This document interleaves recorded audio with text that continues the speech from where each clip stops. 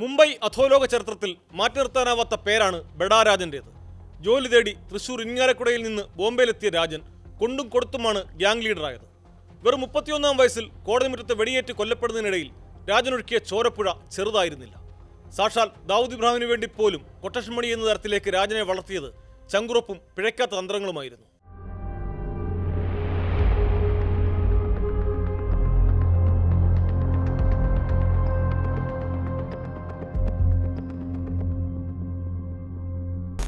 സാക്ഷാൽ ദാവൂദ് ഇബ്രാഹിമിന് വേണ്ടി പോലും കൊട്ടേഷൻ മണി എന്ന തരത്തിലേക്ക് രാജനെ വളർത്തിയത് ചങ്കുറപ്പും പിഴയ്ക്കാത്ത തന്ത്രങ്ങളുമായിരുന്നു.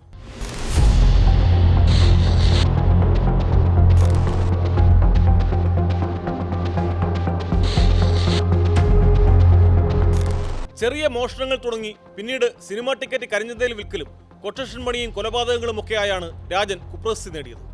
തുടക്കത്തിൽ രാജൻ എന്ന ചെമ്പൂർ രാജൻ എന്നൊക്കെയായിരുന്നു വിളിപ്പേരെങ്കിൽ പിന്നീടത് രാജൻ മഹാദേവൻ നായരെന്നായി. ഉറ്റമിത്രമായി ചോട്ടരാജൻ എത്തിയതോടെ രാജൻ ബെഡാരാജനായി. ബോംബെയിലെത്തി സ്വന്തമായി അധോലോക സംഘം സ്ഥാപിക്കുകയും അതിന്റെ നേതാവായി കുപ്രസിദ്ധി നേടുകയും ചെയ്ത ആദ്യത്തെ മലയാളിയാണ് ബെഡാരാജൻ. ഇരിങ്ങാലക്കുടയിലാണ് രാജന്റെ ജനനം. അച്ഛന്റെ പേര് മാധവൻ നായരെന്നും മഹാദേവൻ നായരെന്നും രേഖകളിലുണ്ട്. ചെറിയ പ്രായത്തിൽ തന്നെ തയ്യൽ പണികൾക്ക് പോയ രാജൻ അധികം വൈകാതെ ബോംബെക്ക് വണ്ടി കയറി.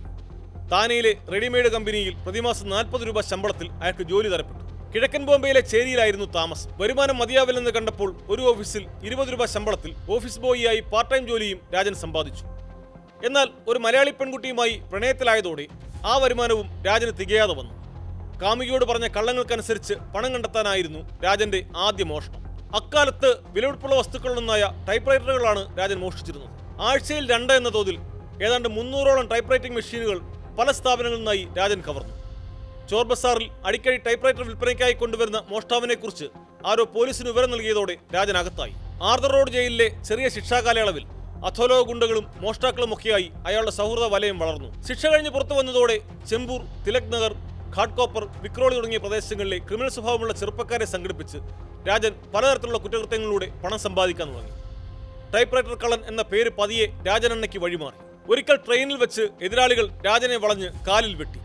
ചോരയൊലിക്കുന്ന കാലുമായി എല്ലാവരെയും ആക്രമിച്ച് തുരത്തിയതോടെയാണ് അയാൾ കൂടുതൽ കുപ്രസിദ്ധി ആർജിച്ചു തുടങ്ങിയത്. വാടകക്കൊല, ഹപ്ത പിരിവ്, ഭീഷണിപ്പെടുത്തി പണം വാങ്ങൽ, കരിഞ്ചന്തയിൽ സിനിമാ ടിക്കറ്റ് വിൽപ്പന, കള്ളക്കടത്ത് സാധനങ്ങൾ വിൽക്കുന്നതിന് ഇടനില തുടങ്ങി വിവിധ നിയമവിരുദ്ധ പ്രവൃത്തികൾ മുഴുകിയതോടെ രാജൻ നായർ എന്ന പേര് ബോംബെ നഗരത്തെ വിറപ്പിച്ചു. ആൾബലവും കരുത്തും ആർജിച്ചതോടെ വൻതുക കൈപ്പറ്റി ആർക്കു വേണ്ടിയും കൊല നടത്താൻ രാജനും കൂട്ടാളികളും തയ്യാറായിരുന്നു.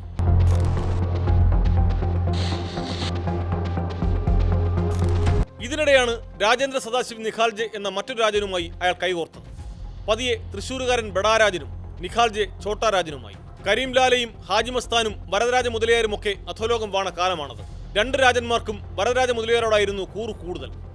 സർക്കാരിന്റെ ഹൗസിംഗ് പ്രോജക്റ്റിൽ സ്ഥലം വാങ്ങി മറിച്ചുവിൽപ്പനയിലൂടെയും മറ്റും ബെഡാരാജൻ കോടികളാണ് ഉണ്ടാക്കിയത്. സ്ത്രീയെന്ന് തോന്നിക്കാൻ പർദ്ദ ധരിച്ച് ശത്രുക്കളുടെ തൊട്ടടുത്തെത്തി കുത്തുന്നതായിരുന്നു ബെഡാരാജന്റെ മാസ്റ്റർ പീസ്. ഇടം കൈയിൽ കത്തി പിടിച്ച് എതിരാളിയുടെ നെഞ്ചിൽ കൃത്യമായി കുത്തി വീഴ്ത്തും. പോലീസ് സ്റ്റേഷന് മുമ്പിലിട്ട് ഒരു പോലീസുകാരനെ കുത്തിയ സംഭവവും ഇതിനിടെയുണ്ടായി. ബോംബെയിൽ നിന്ന് 2 വർഷം രാജനെ നാടുകടത്തിയപ്പോൾ പൂനെയിലിരുന്നാണ് അയാൾ അധോലോക സംഘം നിയന്ത്രിച്ചത്. മടങ്ങിയെത്തിയ ശേഷം തലശ്ശേരി സ്വദേശിയായ ഹോട്ടലുടമയെ കൊലപ്പെടുത്തി. അതാണ് ബെഡാരാജന്റെ പേരിലുള്ള ആദ്യ കൊലക്കേസ്. കേസുകൾ നിരവധിയുണ്ടെങ്കിലും FIR ഇട്ടത് 6 കൊലക്കേസുകൾ മാത്രമാണ്. അടിയന്തരാവസ്ഥക്കാലത്ത് ആഭ്യന്തര സുരക്ഷാ നിയമപ്രകാരം രാജൻ അറസ്റ്റിലായത് 11 തവണയാണ്. ഓരോ തവണയും ജയിലിൽ നിന്നിറക്കാനും ആളുകളുണ്ടായിരുന്നു. 1981-ലാണ് ദാവൂദ് ഇബ്രാഹിമിന്റെ സഹോദരൻ ഷബീർ ഇബ്രാഹിം കാസ്കറെ കരിൻലാല ഗ്യാങ്ങിലെ ആലം സേബ്, അമീർ സാദ, മാന്യ സുർവെ എന്നിവർ വെടിവെച്ച് കൊല്ലുന്നു. അതിന് പ്രതികാരം ചെയ്യാൻ ദാവൂദ് കൊട്ടേഷൻ നൽകിയത് ബെഡാരാജനാണ്. അതിനായി രാജൻ ഡേവിഡ് പരദേശി എന്ന ചെറുപ്പക്കാരനെ വാടകയ്ക്കെടുത്തു. വിചാരണയ്ക്ക് കൊണ്ടുവന്ന അമീർ സാദയെ കോടതിക്കുള്ളിൽ ഡേവിഡ് വെടിവെച്ചു കൊന്നു. ഡേവിഡ് പിടിക്കപ്പെട്ടപ്പോൾ പിന്നാലെ ബെഡാരാജനും അകത്തായി. അമീർ സാദയുടെ കൂട്ടാളികളും വെറുതെ ഇരുന്നില്ല. ബെഡാരാജന്റെ പഴയ സുഹൃത്തും പിന്നീട് ശത്രുവുമായ കാസർഗോഡുകാരൻ അബ്ദുള്ള കുഞ്ഞിയാണ് അവർ ദൗത്യമേൽപ്പിച്ചത്. രാജന്റെ കാമുകിയെ അബ്ദുള്ള കുഞ്ഞി തട്ടിക്കൊണ്ടുവന്ന് ഭാര്യയാക്കിയതാണ് ഈ കൊടിയ ശത്രുതയ്ക്ക് കാരണം. ചന്ദ്രശേഖർ സഫലിക എന്ന റിക്ഷ ഡ്രൈവറെയാണ് അബ്ദുള്ള കുഞ്ഞി കൊലയ്ക്കായി വാടകയ്ക്കെടുത്തത്. ഉന്നം തെറ്റാതെ വെടിവെക്കാൻ അയാൾക്ക് പരിശീലനം നൽകി. 1983 സെപ്റ്റംബർ 21 SS പിള്ള എന്ന നെയിം ബോർഡുള്ള നേവി യൂണിഫോം അണിഞ്ഞ് സഫലിക കോടതി മുറ്റത്ത് കാത്തുനിന്നു. കനത്ത പോലീസ് സുരക്ഷയോടെ കൊണ്ടുവന്ന ബെഡാരാജനെ കോടതി മുറ്റത്ത് വെച്ച് വെടിവെച്ച് വീഴ്ത്തി. ബോംബെ അധോലോക ചരിത്രത്തിലെ ബെഡാരാജൻ എന്ന അധ്യായത്തിന്റെ അവസാനമായിരുന്നു അത്. കൊലപാതകയെ പോലീസ് പിടിച്ചെങ്കിലും അയാൾ കസ്റ്റഡിയിൽ നിന്ന് കടന്നുകളഞ്ഞു. പോലീസ് ഒത്താശയോടെയാണ് രാജനെ കൊന്നതെന്ന് അമ്മ അച്ചുകുട്ടിയമ്മ പരാതിപ്പെട്ടിരുന്നു. ബെഡാരാജന്റെ ഭാര്യയായ മഹാരാഷ്ട്ര സ്വദേശിനിക്കും 2 പെൺമക്കൾക്കുമൊപ്പമായിരുന്നു രാജന്റെ മാതാപിതാക്കളുടെയും താമസം. ബെഡാരാജന്റെ കൊലപാതകം ഗ്രൂപ്പിന് വലിയ പ്രഹരമായി മാറി. തുടർന്ന് പിൻഗാമിയായി മാറിയ ഛോട്ടാരാജൻ പ്രതികാരത്തിന് മുമ്പിൽ നിന്നു. ഛോട്ടാരാജന്റെ കൂട്ടാളികൾ 2 വർഷത്തിന് ശേഷം അബ്ദുള്ള കുഞ്ഞിയെ പോയിന്റ് ബ്ലാങ്കിൽ വെടിവെച്ചു കൊന്നു. സഫലികയെയും ഇതിനിടെ ക്രൂരമായി കൊലപ്പെടുത്തി.